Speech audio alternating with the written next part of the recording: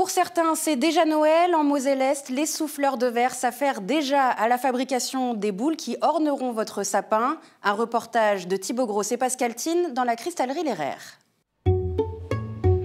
L'emblème de Noël, cristallisé. 7 branches, aux nuances de bleu turquoise, de rouge carmin ou de jaune ambré. L'hiver n'est pas encore là, mais ces étoiles brillent déjà aux yeux des visiteurs. J'en ai déjà acheté une de cette année. Les couleurs sont vraiment super belles. À chaque fois, on trouve toujours une belle étoile à acheter.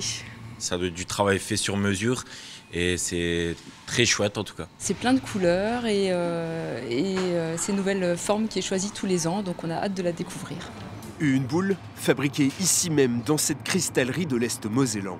On a uniquement de la matière transparente. On va venir la colorer juste après avec des oxydes métalliques, soit sous forme de grains, soit sous forme de poudre.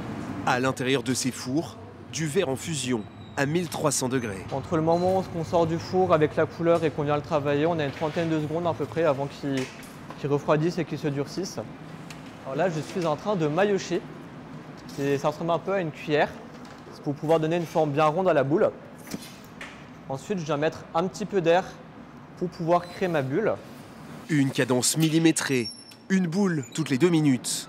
Et à chaque fois, les mêmes gestes répétés par ces passionnés. Ça va permettre de fermer la boule de Noël à l'endroit où je t'ai détaché. Et on crée la petite boucle pour pouvoir ensuite l'accrocher dans le sapin de Noël. Quand j'étais petit, mes parents ils m'ont beaucoup trimballé à droite, à gauche, les musées, les verreries. Et ça m'a toujours tapé dans l'œil. Et quand j'étais petit, j'ai dit je veux faire ça.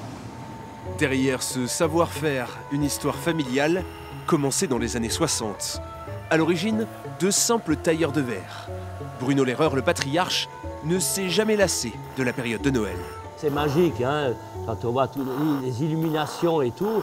On a toujours la tête dans les étoiles, on va dire. Je suis l'aîné de 7 enfants, dont 6 travaillent dans le domaine du verre. Moi, je taillais déjà pendant les vacances scolaires, je donnais un coup de main aux parents. Et comme je l'ai dit, là, on s'est pris en jeu et après, c'est devenu vraiment une passion. Hein. Aujourd'hui, son fils a repris le flambeau.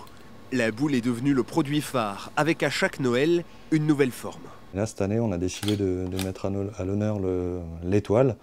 Donc on parle de la naissance d'une flamme dans un four pour donner de la lumière à cette étoile. Les cristaux de Noël représentent maintenant 20% du chiffre d'affaires de cette société.